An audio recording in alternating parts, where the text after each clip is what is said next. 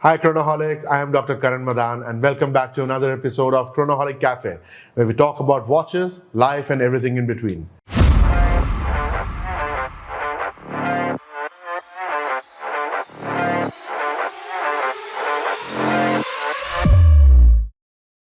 Our special guest for this podcast episode today is Arka from Bombay, our most popular member, probably the victim of the Bulgari Octofinissimo theft episode, and celebrity because of that. So, welcome to Delhi, my friend. Celebrity because of that is more important for me right now. Welcome to Delhi, brother.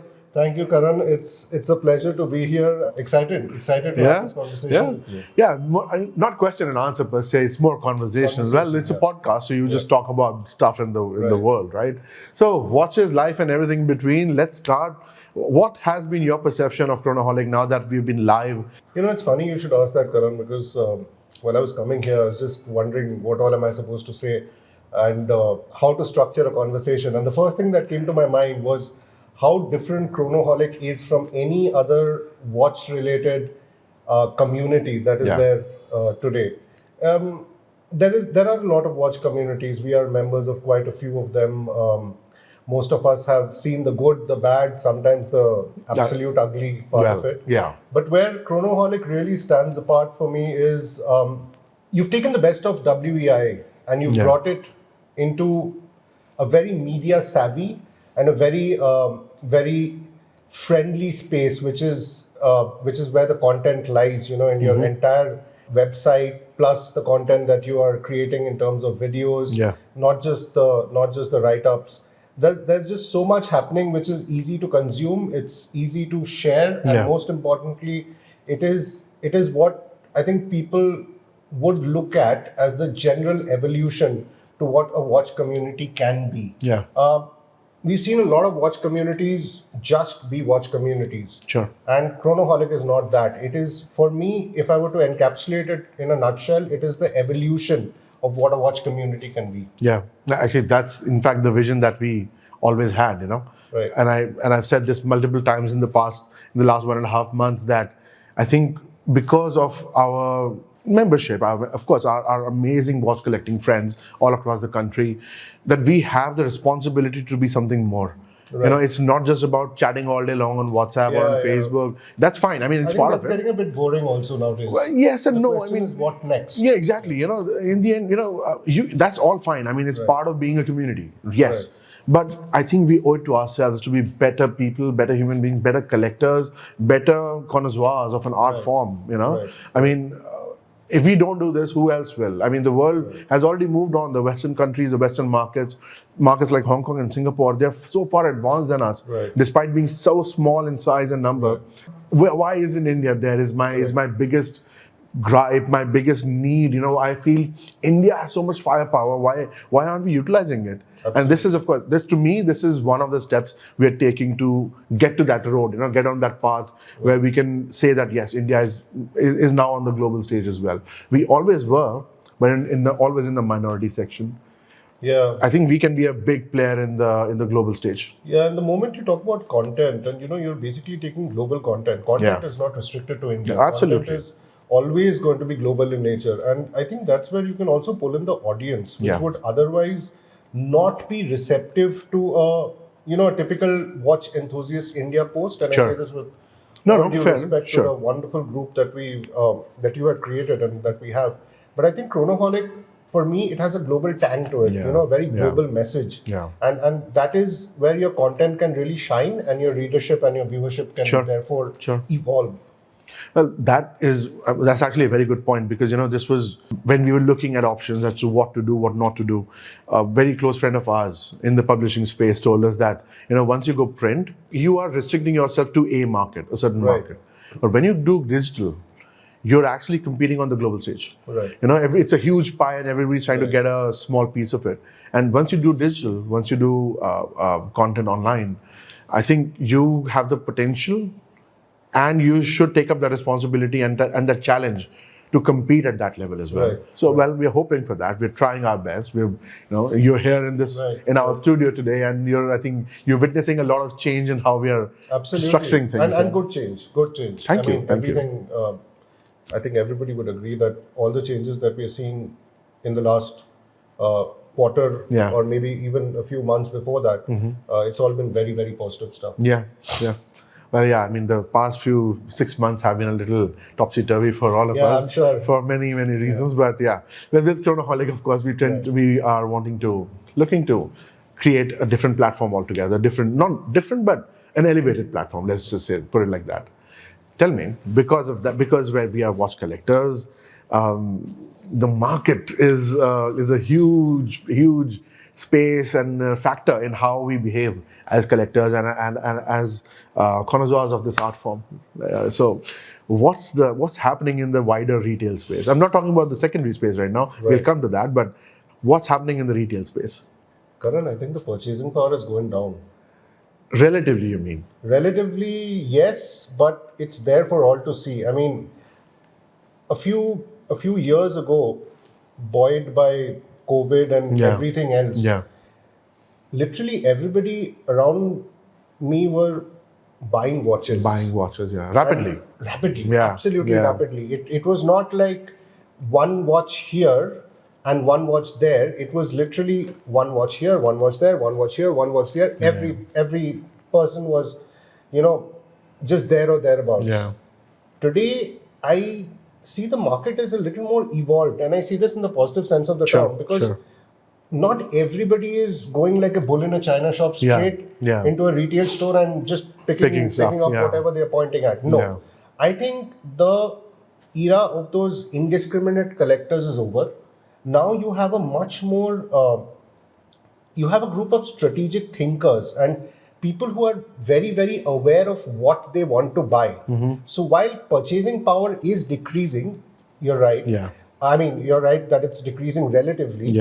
I would still say that this is not a bad thing, because see, if purchasing power is decreasing today, possibly a thought has gone behind it. The reason why it's decreasing. See, whoever needs to buy a watch is still buying a watch. Let's just get this absolutely. I mean, today, if I were to want to buy a watch, I would still go and buy a watch. If you want to go and buy a watch, you would still go and buy a watch. But I do not see every Tom, Dick and Harry entering a retail store and picking up a watch. Yeah, that's true. That to me points to the fact that the indiscriminate purchases are decreasing because of the fact that the purchasing power of these people who had suddenly become, these crypto boomers and etc., all of that is coming down. What it's giving rise to is a much more stable market today. That's a pretty fair way to look at it. In fact, when he says real purchasing power is decreasing, and when I said relatively, I think it means that retail prices are escalating on an exponential basis. That's outpricing the common buyer. Right. The person who would have an aspirational value attached to a watch, and I'll commemorate something or the other with a watch purchase. And when they go out into the market, suddenly they are in that same price bracket. They are flooded with options from sort of independence, the affordable independence and the micros, rather than actually looking at mainstream, because Swatch Group prices just increased last weekend. Another increase in the Swatch Group prices. Rolex and everything, yearly price hikes, that's just going sky high. I mean, if that aspirational value is lost, and somebody has amassed saved up and saved like 5-6 lakhs, and they're like, I want to buy a Rolex for myself. I mean, availability aside, let's just not even go there, because let's just not talk about that, because it's been the elephant in the room for the past 7-8 years. Yeah, exactly. So, but when they go into the store and say, I have a budget of 6 lakhs, what Rolex can I buy? They're told nothing, because your budget is not enough. You may look at an Omega. When you go to the Omega, you see they are similarly outpriced. Your basic Constellations, your basic Seamasters, Aquaterras, they are nearing 6 lakhs. You can still buy a Rolex, but you cannot buy the one that you want. Well, yes. Either you make a compromise. You make a humongous size of compromise there. And, that takes away so much from the actual act of going out there and buying a watch. I mean, this is not an attack on, not an attack on Omega or Rolex or any of the brands. It's just the situation. It's a fact. It's a fact. This is the situation of the market right now. And retail is really, really expensive. And we are frequent buyers, bro. We are. There's so much. The wider community out there, they buy so much, and they are feeling the pinch. We are feeling the pinch. it's difficult to justify buying too many watches now. Yeah. You know, so And sorry, just to add on that topic, you mentioned about micro brands and not the traditional brands. So just by micro, I mean those. Well, I didn't want to name them, but just to give you an example, I mean the brands like Tudor, Oris, Nokian, Bell and Ross. These are competitively priced. So basically, not your large brands, but basically the offbeat, off-center ones, which you could still mainstream, but still that they retain that independence. Still correct. So that is where I feel there's a tectonic shift in the market right now. I see so many newcomers and people whom I talk to almost on a weekly basis who are so much more enthused about these brands than previously. Yeah, sure. I mean, pehle it was only Omega, Rolex, Panerai for one amount of time. IWC went through a very big boom phase. It did. Earlier in the decade. There were a few other brands. I can't recall them right now. Breitling for one. Yeah, absolutely. But today I see there is so much more enthusiasm for the independence, and that that is something which I think is a indicator of the market. Yeah. Without there are too many independents. There are independents right from the top of the line to some $300 stuff. And then really. But are the $300 micros are really independents in your opinion? No. I have a very how do I say this diplomatically? Let me try to be diplomatic.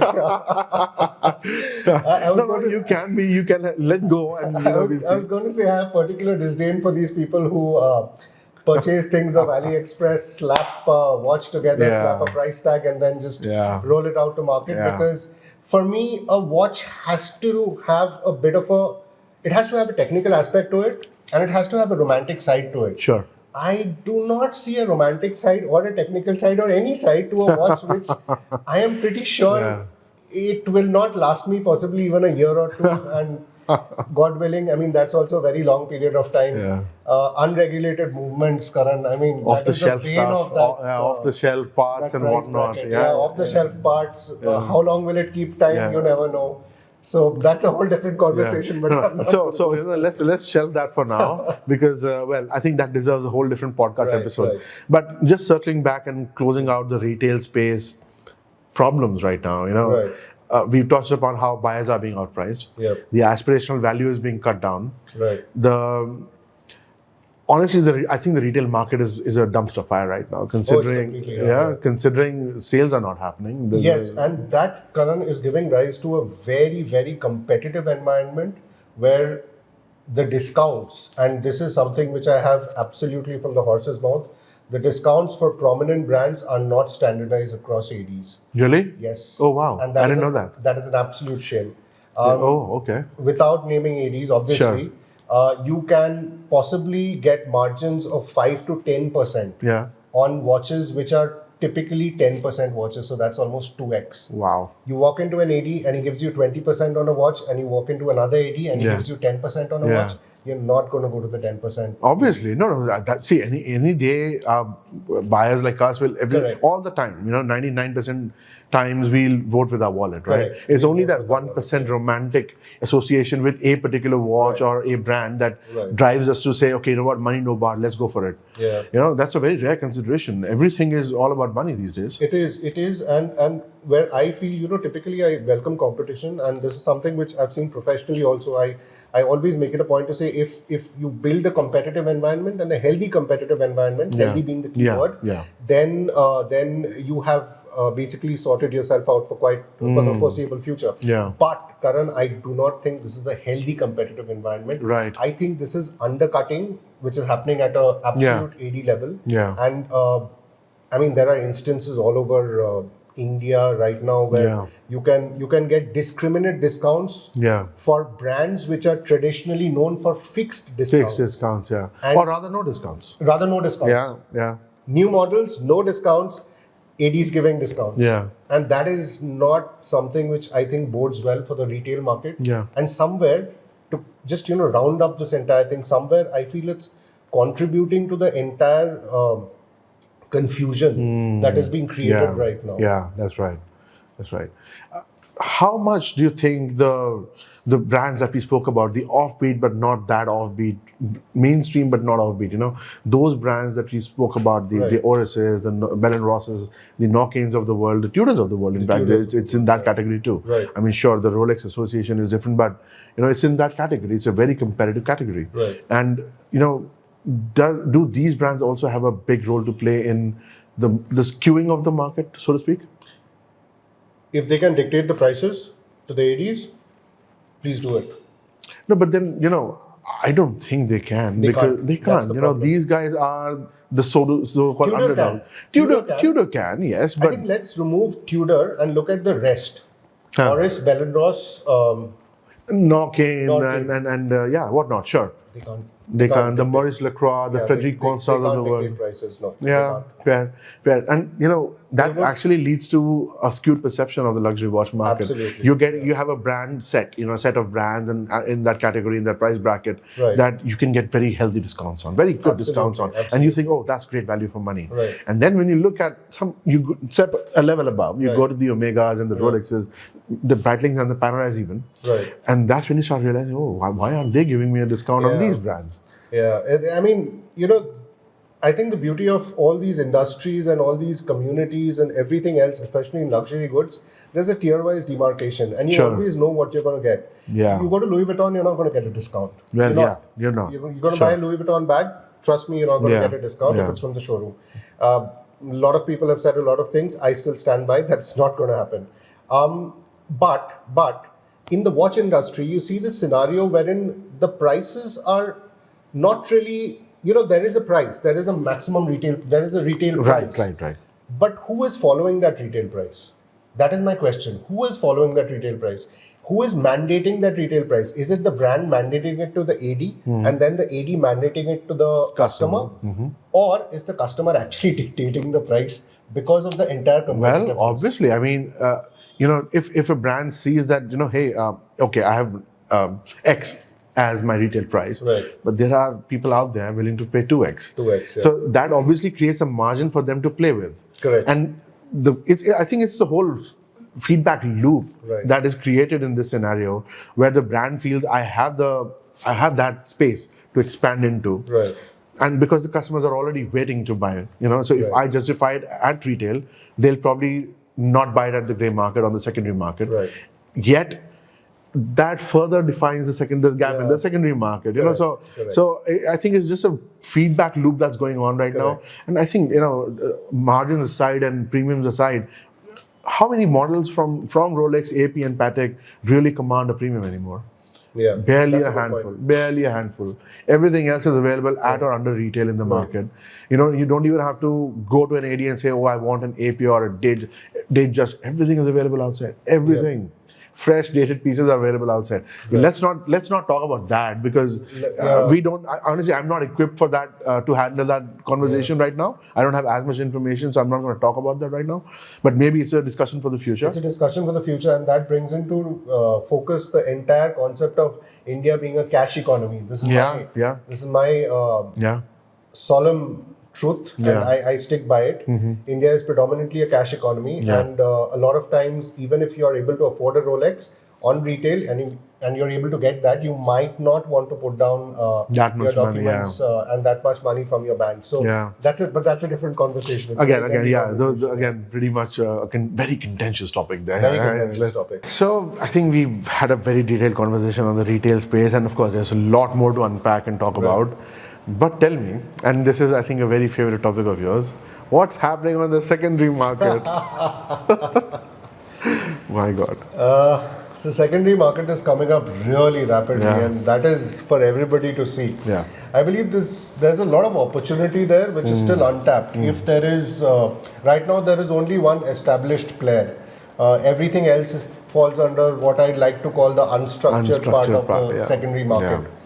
Now, if there is any other person out there, any other AD or sort of a multi-brand retailer / watch shop who wants to actually go into this market, yes, you'll struggle initially, but there's a certain amount of opportunity there as well. There's a lot of scope there. I think that's still, I mean, there's a lot of business proposition and value still on the table. And I think, like you said, if anybody has the money, the space, the time to put into it. The unstructured space that you spoke about, it's full of people who are trying. Some people have channels from abroad. Some people have internal channels inside of India. Then there are people who started off as Instagram pages and now are selling watches. So I mean, how does that happen? But I think they spot an opportunity because they must get a lot of queries about the watches that they're posting and sharing on social media, and people must ask them, how can I get my hands on one? That must have shown them an opportunity or a space where they can also come and bring that value. And it's fine. I mean, I think more power to people who want to try. I mean, that's totally fine, Karan, but where I draw the line is, I somehow feel today there are too many sellers and too few buyers. Well, obviously. Because, and that's not a healthy market, in my humble opinion. That's right. You can have a 1:2 ratio of number of people selling watches. And 2 buyers? 1 seller and 2 buyers? Yeah, I mean, that's great for business, isn't it? Yeah, I mean, that's the perfect scenario. But even if you flip it around and there are 2 sellers and maybe 1 buyer, I could still say, okay, that's manageable. Maybe. I mean, it's not a good market. Right now, you probably have 5 sellers and 1 buyer out there, yeah? Exactly. Yeah. You have 4 to 5 sellers and you have possibly 1 or 2 buyers. And you cannot keep doing this thing where you're circulating the watch amongst yourselves. And Karan is buying from Orko is buying from Karan, Orko is picking up something from a third party and giving it to Karan. That's not a market. That's not a market. That's not a business. That's not a market. You know what the word for that is? It's called a circle jerk. I know this podcast is PG-13 and everything, but that's what it is, right? It's absolutely that. Yeah, I mean, that's what it is. And that is never going to be anybody's, nobody's business in that sort of an environment can ever be sustainable. It can be unstructured. It is always going to be unstructured with a few structured players here and there. But I believe the secondary watch market in India today has a lot to learn from the watch markets abroad, where you have the likes of Subdial, Watchfinder, Watchbox, which are established multi-brand second market retailers, and they've done their due diligence. Yes, absolutely. They have really done their due diligence. I have not, you can go to the Watchbox website, you can go to Subdial's website. You will not find a lot of bad comments about them. And you'll see the reviews are generally very, very positive. Sure. Now think, this is happening in a industry which is as unstructured as the secondary watch market. Correct. It's happening actually in a market which is as unstructured as the secondary watch market. That's right. That means they're doing an absolute hell of a job. Yeah, sure. And if they can do that, that just brings into focus that there is so much of opportunity that can be tapped in here. Absolutely. But not the way it's going right now. Well, this is. I think it also has to do with how India is a bit of an insulated market. Right. With our tariffs that have been in place for decades now. Entry into India is a very difficult proposition. I know that brands don't want to come here because they know how tough it is. And then of course with how the society is in India. We are a very price sensitive market. We are a very brand conscious market. We are watch collectors aside, we've had some role to play as the community in bringing awareness to brands that were not that popular in the past, like we discussed just a while back. And yes, we've had that role, and because of that, the microspace is also booming in India. But then there are no official presence for these brands. If somebody has if they can stuff them into their pockets and bring them, that's what's happening. What I'm saying is, all aside, it's okay. However you want to buy your watches is fine. What I'm saying is, this is unsustainable in the long run. So either you brands and of course the Indian government on one hand, motivated people like us on the other, work towards it in a proper manner, to bring down tariffs, to make foreign products a little more accessible to us. Until then, I think the situation is going to be pretty much the same. I think another since you mentioned the government, and there's a bit of a taxation issue here, and I'd love to elaborate on that. Please. So, if you've noticed, if you were to buy a secondary watch from a established multi-brand retailer, and there is only one in India who are doing it in a structured manner. And manner. of course. I mean, second movement, you have our regards for that because they've been able to do what nobody else has been able to do. So we absolutely give our respect to that. Absolutely, and I cannot speak enough about them because I've just been so privileged to be a part of their ecosystem in the buying and selling space. Right. But the point that I was making about taxation, India is inherently a country where you're charged again. If you're charged taxes again, if you're buying a watch on secondary, which has already been paid for, the tax has already been paid by the primary buyer. And when somebody like a second movement is selling the watch to you, you again see a GST component there. That's right. And that is very unnerving. That is very, that is not conducive. Doesn't seem fair, does it? It doesn't seem fair, does it? Because this is just a product at the end of the day. It's not a service. So if you're charging a GST, I mean, I'm not going to go into I'm not going to go into the taxation aspects of why it's done, the legal aspects. It's there for a reason. We get that. But as a buyer, I sort of feel a little hard done by because I know I'm sort of the second chump who's paying that tax again on the same product. That's right. That I feel is a bit of a deterrent. It is. Again, that also loops us back into the parallel cash economy system that's going on. People want to save their money, man, and it's fine. I mean, well, not fine in the overall sense, but it's happening. It's out there. I mean, we can't stop it on our level. This is actually the whole system that's been created with double taxation, triple taxation that hurts us as consumers. Yeah, it's funny you say triple taxation because if you were to sell that watch again to somebody like second movement, you would be charged tax again, right? You sell it. It is ridiculous. Yeah, exactly. Every time it comes into your account. It comes into your account, and you pay income tax on that as well. So I mean, I think this is quite hurtful. Honestly, it's hurtful. It's like you said, it's a deterrent. To enjoy the things that we would like to achieve and enjoy. So we're not the most, we're not the best legal experts on taxation. Don't quote us anywhere, please. This is absolutely off the bat since we're just having this casual conversation. But I think somewhere if these things can be slightly lighter. And I've seen this, in countries abroad and a lot of other places, which is why you see all these watches coming into India from abroad. Absolutely. So many of them. The system, for example, in the UAE, in Dubai especially, in the US, it's so clear.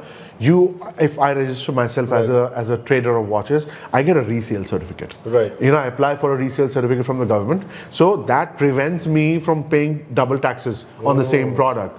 You sell me a watch, and I sell it onwards, I just pay the income tax on it. I do not have to worry about the state taxes or the federal taxes.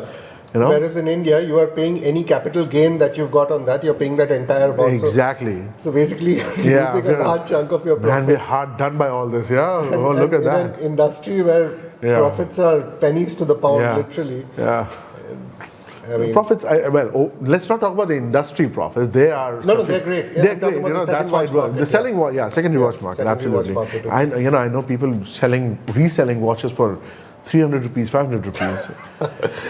You laugh. I know the comic side of it. I totally understand, and I would have laughed in another time, another place. I would have laughed as well. But I'm serious about this. I would just say to these people, Karan, there are far easier ways to make money. Yeah, sure, but sometimes short-term vision also doesn't do you justice. Yeah, it doesn't do you justice. Yeah. So it's okay. I mean, people who are trying for it, go for it. Please go with your eyes open. Is all I can say. Don't be that speculator. Because it really doesn't help. If you're one of those speculators, it really doesn't pan out. It's not good for you in the long run. Either you do it in a structured manner, like we've been harping on about. I think you have some pointers about the secondary market as well. He's a strategist, man. He likes to note down stuff. So let's take a look if you have any more points. I mentioned, the disproportionate number of number of sellers and buyers. That is one. And I think another catalyst for the second market. This was one of my first points actually. I don't know why I did not touch upon it at the beginning, but I think one of the biggest catalysts for the second market is what we spoke about when we started this conversation. there are exorbitant retail prices. Yeah, that's true. That's true. What's happening is an entire ecosystem of people is being priced out. Yeah, that's right. The people who are coming into the watch market today. Yeah. Once upon a time, they were coming in with the thought that I'll buy a Longines for 2.5, 3 lakhs from retail. Right. I don't know. Today, maybe you can do that. I really don't know. But it seems that there is still better value in the second market. Sure, I get that. That is where, I feel that's the catalyst basically, because the retail is so exorbitant. The second market is actually reaping the benefits of that, and that's why you see so many people entering the market. That's true. But then, honestly, I mean, I don't know if I should say this, but Breitling's, Panerais, IWC's at 50-60% off. Oh, yeah. That's total brand devaluation in my opinion. But the retail doesn't make sense. It doesn't make sure. That's what I'm saying. They launched a bunch of Ingenuas. Yeah. God bless IWC. Love the brand. Launched a bunch of Ingenuas. Yeah. What's wrong with the pricing? It's insanity. JLC pricing. I think we are talking. Actually, we are almost exclusively talking about Richemont brands. not that LVMH or Swatch group brands. That was not the reason. Don't take away from this conversation that we are bashing on brands or their conglomerate holders, but retail is just out of scope right now. It's crazy. Yeah. And what worries me is there's no significant development. Yeah, that's right. In the product. That's right. Developmental benefit in the product which you can actually see, feel, experience, or even maybe a significantly better power reserve. That's right. I have not taken the JLC Reverso, for example, one of my all-time favorite watches. And you have the chronograph, right? I have the chronograph, nice. tribute chronograph. Yeah, love that watch to bits. But if you talk about the general Reverso, 2 years ago it was about 50 to 55%, and this number can be verified, guys. 50 to 55% less than what it is on retail today. Absolutely. The retail of that watch 2.5 years ago was about 50 to 55% less. Yeah. This should not happen. Yeah. This is wrong. You know what? Let me put it in another way. What he's telling you is prices have doubled in the last 4-5 years. Doubled. I know, and the JLC Reverso has not been changed at all. It's the same watch. The monophase is exactly the same. It's the same watch.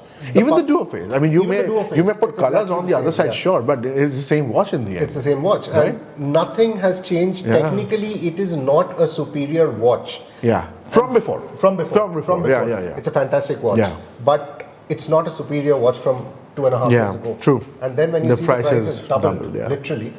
Margins. It's all about the margins. I think somewhere JLC figured out that we're not going to sell as many watches as Rolex and Omega and Cartier. So let's just jack up the prices and look for that. Those people. So actually, there's a group of people, and I was privileged to talk to these people from JLC who had actually come down.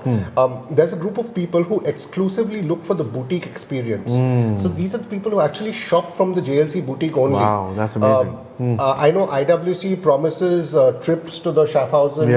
That's what they do. Yep. And they give you a hands-on experience on how your watch is actually getting made. Yeah. So if you buy a Pilots, you can actually see. You can go to Schaffhausen and see how that watch is being made, and they give you that access. You still have to pay for your tickets and your hotel. Of course, yeah. But they give you that access. So there is this entire culture of boutique experience, which is, I think, somewhere where these guys are going, and those are the customers they're looking at. Yeah. Because I can't think of anybody who's going to agree with that level of price increase. Yeah.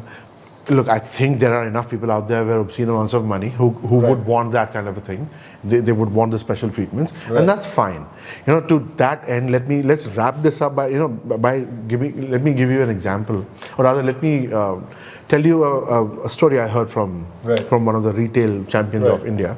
They said the brands are not interested in finding new customers anymore. Sure, I mean, new customers are always welcome. Okay. Not that they're against the idea, but they're not that interested in looking at going out and finding new customers. Okay. They would rather build better and bigger on the same a group of customers that they have. Cross-sell, basically.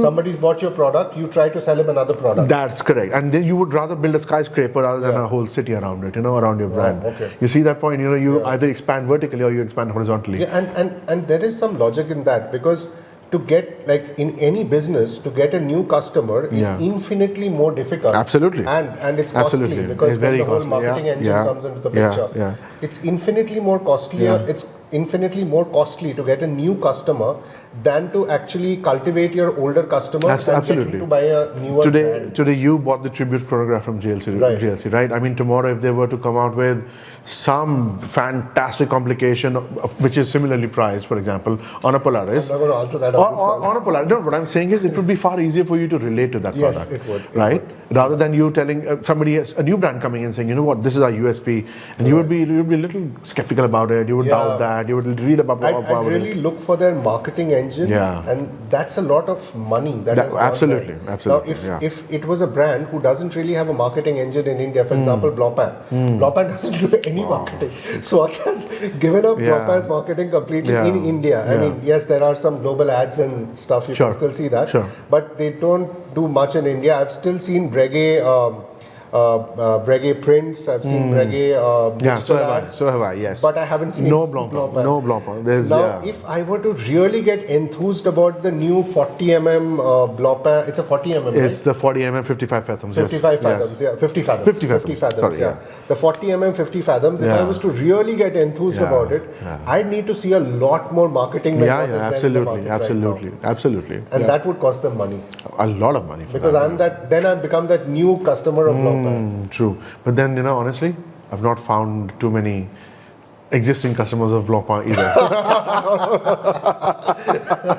So I mean, that actually, you know what, now that we've done, of course, a lot to unpack on the topics of the secondary market, retail market, where we fit in as consumers and buyers, but I think enough talk on that. Let's move on to what have been the coolest releases or the most noteworthy releases for this past month, especially because Watches and Wonders. I think we've done you guys must know that we've already done a detailed breakdown of Watches and Wonders with a specialist watchmaker in our studio, with Herman Vadva, of course.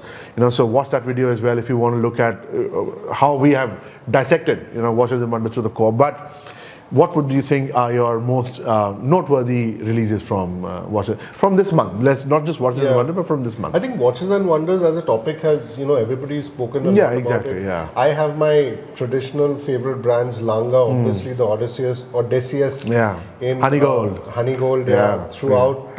I mean, end to end. I think what they wanted to do with the white gold one, and then they put a strap on it, and it didn't really work. That's right. I think they've sort of figured out that this is the sweet spot. This is the sweet spot. And even I think when they released the white gold, a couple of years back it was, right? And they put this rubber strap on it. I think they missed a trick there. Had they put it on the white gold bracelet, that would have been a more complete watch. More compelling proposition. And then the IWC again on Genoas, I thought they were fantastic, but goodness gracious me, the prices are. Pricing aside, they are great watches. No question. You know what? If we can just keep pricing aside, JLC's done a stonking job. Absolutely. The new reversers, fantastic stuff. Actually, don't take my money. Please don't take my money. Maybe wait for them to come down the secondary market. I think they've done a phenomenal job with the world timer on one face, and then there's one more which I can't articulate it. I don't know what it's called. It's got a very confusing name.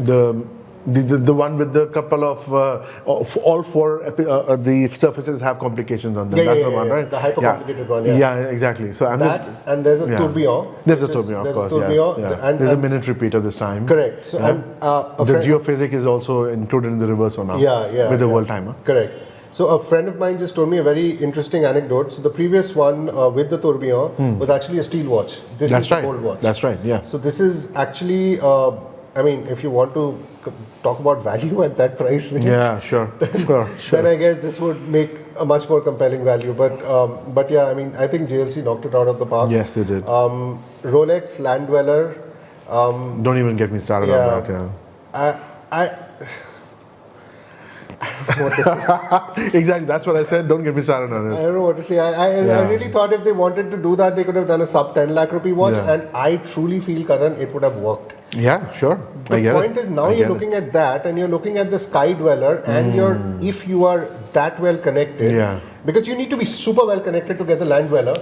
Right now, in this, Right yes, now, correct. in this scenario, for the next 2 years at least. Right. You're looking at that, and then you're thinking, why? If I'm that connected, why not get the Daytona? Which is, personally for me, Rolex did not stop to think, should we? Yeah, They just probably, asked themselves, can we? Can we? And they just went ahead with it. And I think that's pretty much Rolex for you in the last 5 years or so, right? But we still love them. No, absolutely. Not taking away our love for any of these brands for that matter. Right. But if we are not critical, then who will be? Yeah, We have to be exactly, critical. And I think it's fair to be critical on Rolex's absolutely. release. Yeah. I mean, one of their they've increased the product line, for God's sake. That's right. Rolex never does this. Rarely, if it's a ever. rare occurrence. So I think we have every right to be critical of that. But I'm pretty sure 4 or 5 years down the line, when it's a little more accessible, we'll also be lining up for one another. Yeah, I'm sure. For all my hot takes right now, I'm so sure when the steel one actually comes out to market, and look, it's in got other a wide colors as well, exactly, probably. It's got a wide dial now. That's not going to work. That's really not going to work. But if it comes out in a blue dial or a green dial, which they will, knowing them, it's in the cards. I mean, a couple of years down the line, you will have these references. And then they might just remove the 9/6 and put in the baton markers. Then it's a date just now. It's an integrated steel integrated bracelet date just. Then what's new there? That's my problem exactly. That's actually a very good point. Yeah. But I mean, I totally get that. And then just why put 69 on the dial? I mean, just 6 and 9. I mean, 69, that's land but I think moving ahead from watches and wonders, Breguet released something today. The subscription for their 250th anniversary. Yes, for the 250th fantastic anniversary. watch, no question. And it's like literally, if you guys have read about the watch, it's like having a piece of Abraham Louis Breguet's original work on your wrist. Yeah. Not the Daniel Roth era, not the other eras, which is still fantastic. I mean, I love Breguet, but this is very, very close to what Abraham Louis Breguet used to do. That's right. It's literally that rendition of that one-handed pocket watch. And the movement at the back. But the movement at the back is an old traditional movement. Yeah, it's a traditional movement, but that is a very quintessential Abraham Louis Breguet. No, absolutely. I mean, whatever complications they may add to that, but it's still, it's classic. And in this case, it is thankfully at the back and not in the front. Yeah, that's right. Because the normal traditions have that in the front. Yeah, that's right. But the price, goodness gracious. $45,000 US. It's ridiculous. Again, why would you do it in the first place? Why do it at all? If you don't make it accessible, sure, this is a commemorative thing. It's a limited edition thing made specially to commemorate an occasion. I get it. It's not supposed to be accessible. No, it's not. But tell me, would they not release a more let's not say affordable, but a more mass market release to appeal to a wider audience in the future? So this is the mass market release. I'll tell you why. Because a lot of times people come back and say Breguet is too old-fashioned. Sure. Now what they mean by that is those lugs. Yeah, that's right. Lugs, that's right. Yeah.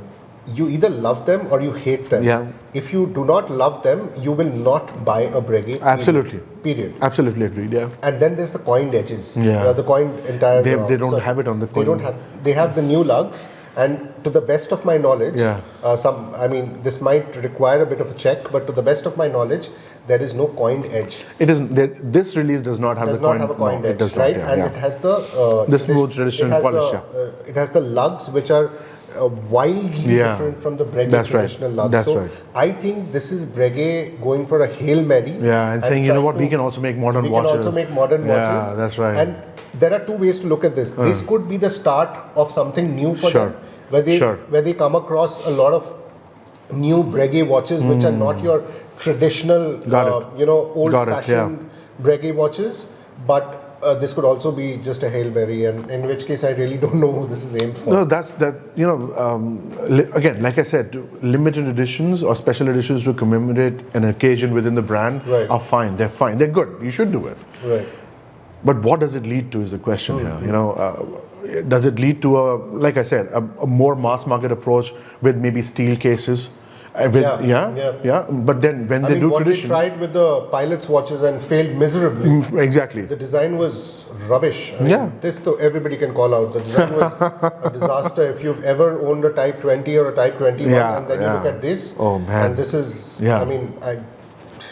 Exactly. Although the new movements on the new Type 20 and 21, the movements are absolutely lovely. But you cannot fault reggae for the movement. Absolutely, that is watchmaking technology after all. If you and I stand by my word. I actually told this to a friend of mine that if Lange were to remove the 3/4, so I believe Lange makes the most decorated movements. Yes, there are certain patterns, but brand to brand, overall across the board, I believe Lange makes the most decorated movements. If you were to remove that 3/4 plate made of that beautiful German silver and take a look at the Lange movement inside, yes, it is beautifully decorated, but it is comparable to a manual wind reggae. That's right. If you see a manual wind reggae, I mean, it's equally nice. Price range, sure. The movement finishing is as good as it gets. They haven't cut corners. They haven't. They still don't, and they haven't, and they still don't. Fair, and I mean, this is actually a testament to the brand's legacy. That they stick to some. Sure, you know what? They've stuck to their strengths, yes, and they're, I think in the interim, in this current trend era, they're struggling with the aesthetic part of it. They're struggling with how they should be promoting themselves, projecting themselves. There is a misconception. There is a discrepancy between what they are and what they want to be. It's also the nature of time, how people in this decade, for example, are approaching watchmaking and approaching watches as collectible pieces versus how it was 50 years back. No, that's a fair point. Yeah. Because see, again, we can be critical, but we also have to be objective. We have to understand that these brands they're celebrating 250 years of watchmaking. They're not a joke, not at all. No, and their vision is not to be around for the next 10 years, but to be around for the next 250. Absolutely. You can disagree with a Breguet or you can agree with a Breguet, but you cannot dismiss them. You cannot. Absolutely. If you see your watches are not, all these brands that you mentioned right now, each and every brand has a healthy secondary market. Even Panerai. Very healthy market. Very healthy secondary market. I know people picking up Panerais like that. They're like, okay, it's a great deal, I'll pick it up. Exactly. Please do not let anybody tell you that Panerai is, it's one of those doom and gloom brands. It's not. It's not. The secondary market for Panerais, not the exorbitant even ones. Even IWCs, honestly. Even IWCs is pretty damn good. Breitling, IWC, Panerai, JLC. All of these brands are doing really well on the secondary market. Yeah, I know that. They're doing phenomenally well. And they're doing well on their current catalog as well, which is the point I'm trying to make. True. If you are the owner or the conglomerate which owns that brand, which is not selling on retail, it's crashing on the seconds market and it's still not selling. Perhaps it's it's time to do a full pivot. And rethink your strategies altogether. Because there's very few brands which don't sell in the seconds market. Yeah, exactly. I love the brand that I'm going to mention now, but that's exactly what's happening to them. Girard-Perregaux. It was literally on the tip of my tongue. Yes. Right? I mean, those watches have fallen from glory. They have absolutely fallen from glory. People were willing to pay retail for Girard-Perregaux a couple of years back, 3 years back. 3 years back. Exactly 3 years back. Exactly 3 years back.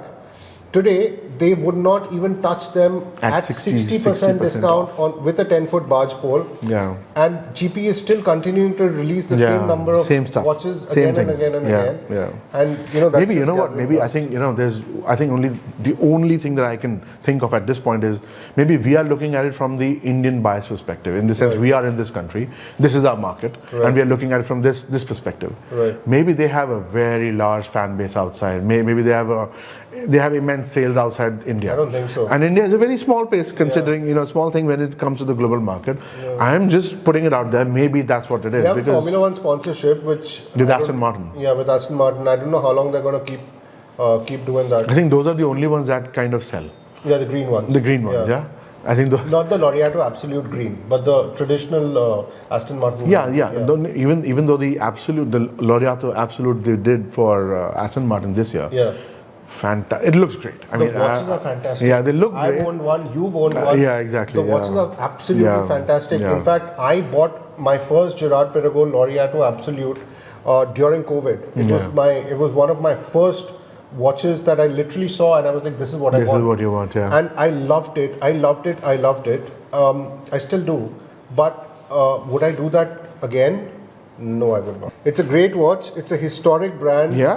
One of my closest friends, his father still has his old Wow. Gerard Perregaux. My friend is my age, mid-40s, and his father, definitely, you can guess, Yeah. still has his Gerard Perregaux. Recently got it serviced. I carried the watch to Mumbai and got it serviced from somebody in Mumbai. It's working perfectly fine. It's a wonderful watch.